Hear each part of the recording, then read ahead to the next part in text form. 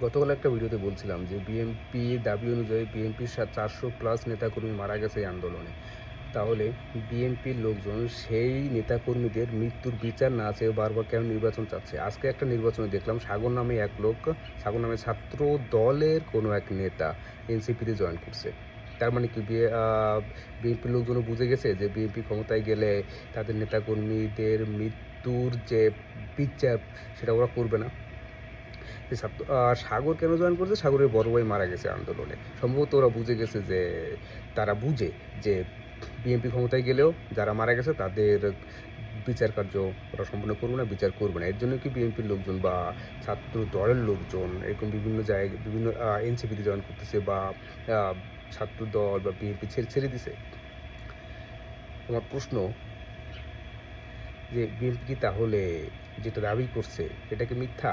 মিথ্যা তো হওয়ার কথা না। যদিও 400+ না হোক, কিছু হলেও তো মারা গেছে।